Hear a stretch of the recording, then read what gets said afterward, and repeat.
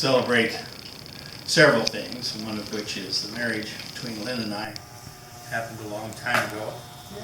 And wanted to say, and let's all toast, first of all. Hold up. No.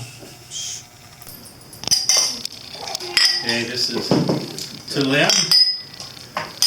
She's an extremely talented woman, and she married someone who was a significantly less talented person who is, and she's better than he deserves. So anyway, congratulations to Lynn, and I appreciate her as spouse for all these years. Been remarkably helpful to me and supportive over the years, and stayed with me through ridiculously hard times. So it's been an achievement for us. Happy anniversary. Happy anniversary. I'm a dead man walking here. That's the least of all my fears.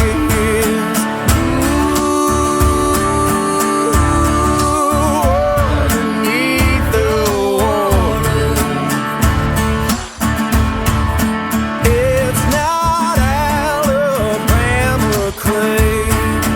Gives my trembling hands away. Ooh, please forgive me, Father.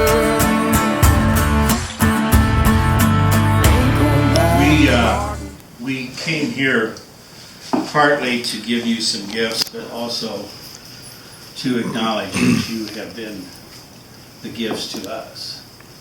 And over these years, the great achievements that we've had are really sitting around this table. All of our sons and all of you that are with them and their family. We do appreciate who you are, and we went through some difficult times growing up in a dysfunctional family that had extraordinarily insane moments out there.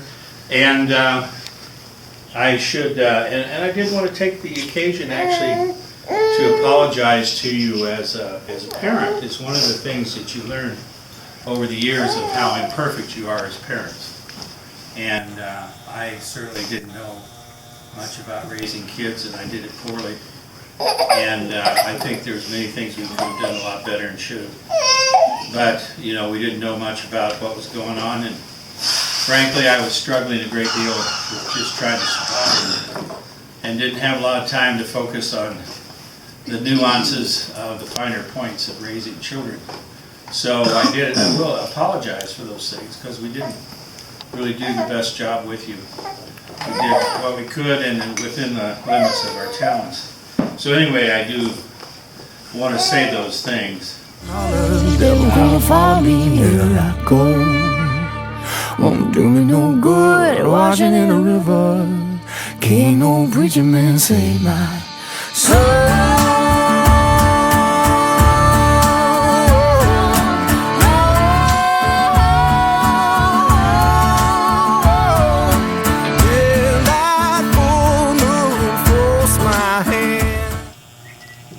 We called you together because we don't have a lot of these moments in life, this 50-year celebration. And it is rare that all four of my sons and their families have been in one room together for this period of time, for any length of time. And so we don't anticipate that maybe this will ever happen again.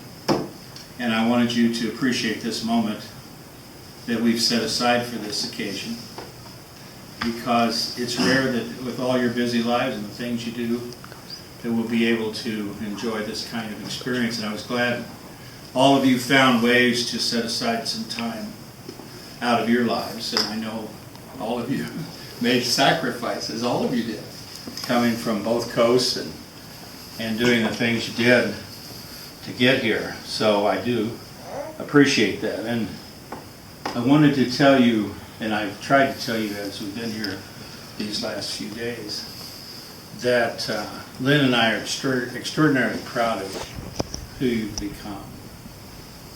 When you were little and we were struggling with all the difficulties how you behave and how to control your behavior and the things we should do and the things we couldn't control, it was difficult for us to see how you were going to turn out.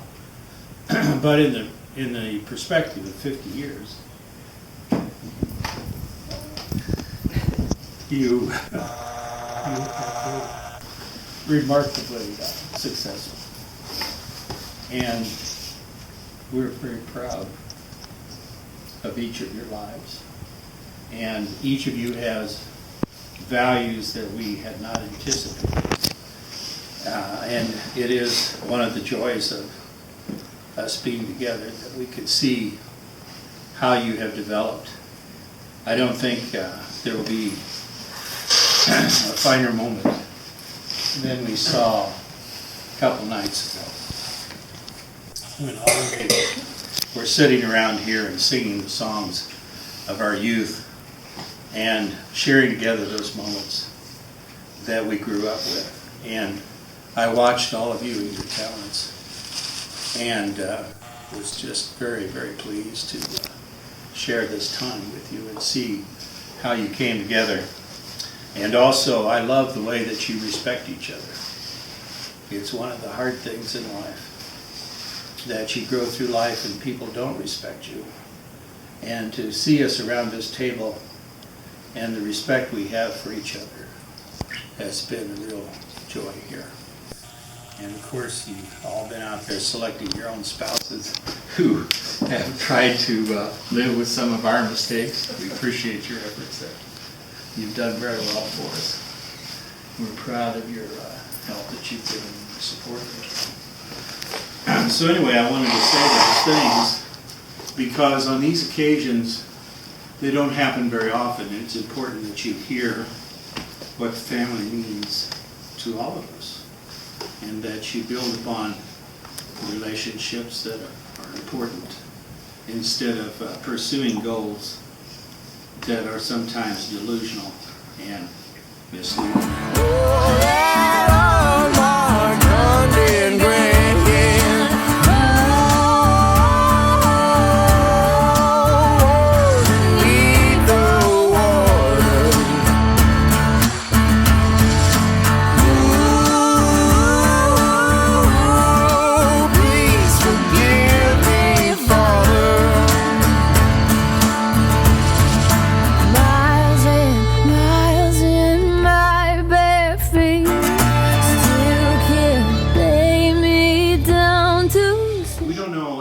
Lynn's age and my age, how much longer we'll be here.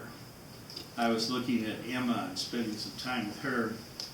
She is all of less than a year old, and when she's 20 years old and looking around at the world, I'll be looking at 91 or 92 years old, which means that she'll be a very young woman at the time that if I'm still with you.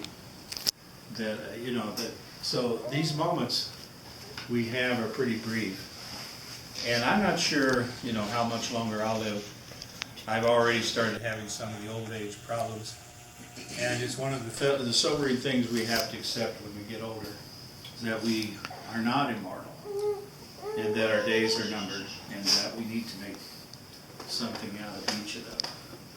So we had this occasion for that reason. We want this to be something you'll remember, and something that's going to be important to you, and it'll be part of our legacy together that we can share with all those who follow. If I die before I wake, I know the Lord my soul won't take.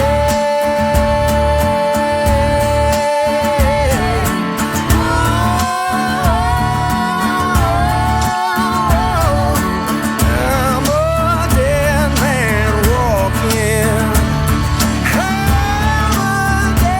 There's a thing that happened in history in 1716 in Virginia. As an old history teacher, I can tell you these stories. When Virginia was yet undiscovered, Alexander Spotswood, who was the governor of that time, decided he would lead an expedition out to find what the inner lands of Virginia were all about. So he took a group of men with him, and they spent a couple months marching around until they found the Shenandoah River and the Massanutten Mountains and the other features of the land, and then they came back home. And to commemorate that event, he had cast for them golden horseshoes. So each person that was on the expedition got a golden horseshoe. Well, you're not going to get a golden horseshoe. But we did want to give each of you a gift for being here to remember this occasion. And it's not something that you necessarily will want to take with you every day, but it may be something you want to put on the shelf and occasionally recall that we, at one point, in one time, in the grand history of the human race and the rapid rushing river of time, that we shared this one moment together. So that's what these gifts are going to be about. And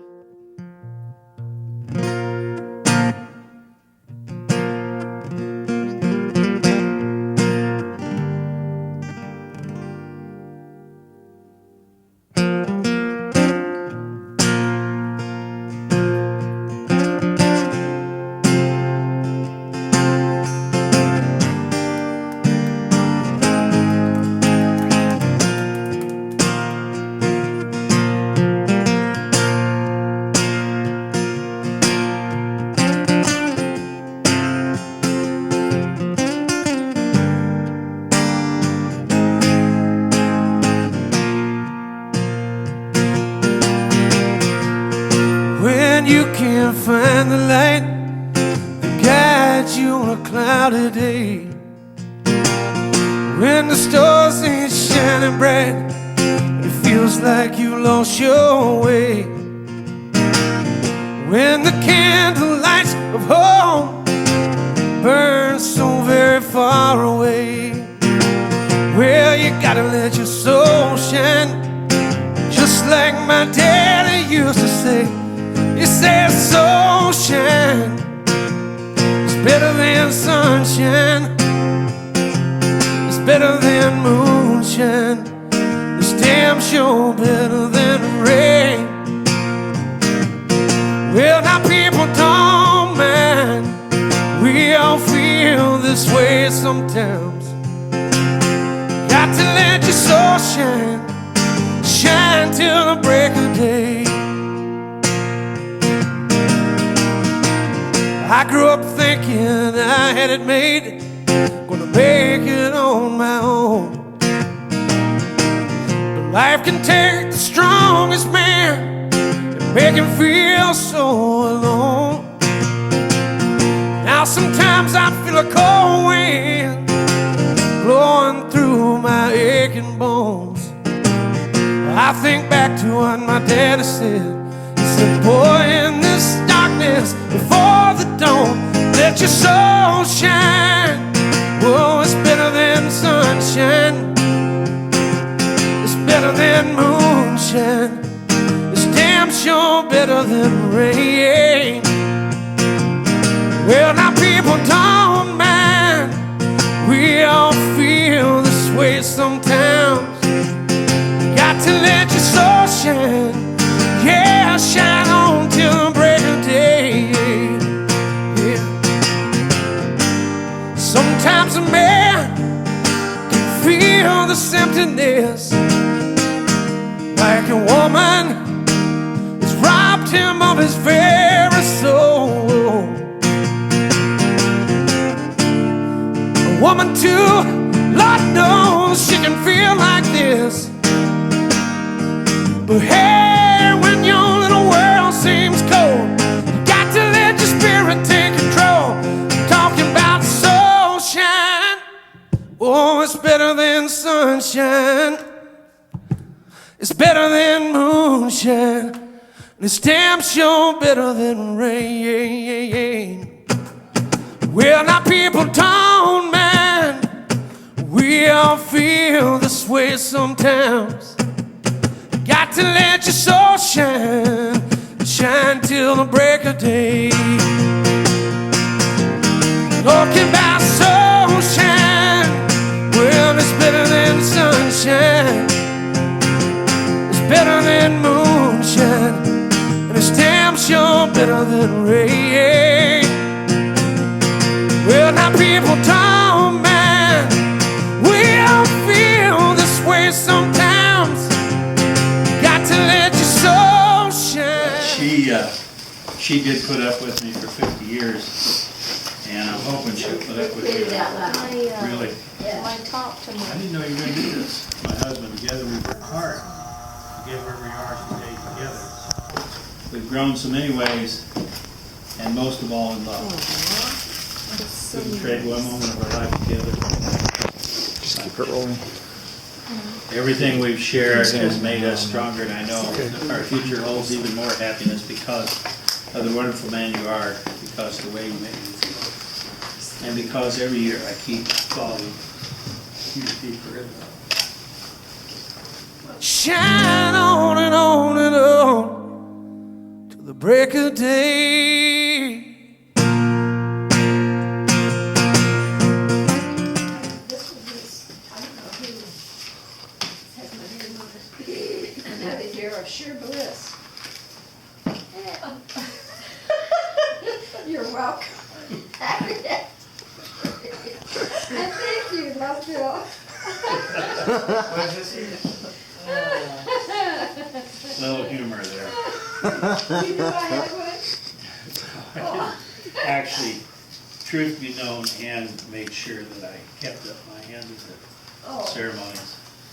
I see there's a... How far down do you wanna go? Well, we could talk it out over a cup of joe, and you could look deep into my eyes like I was a supermodel.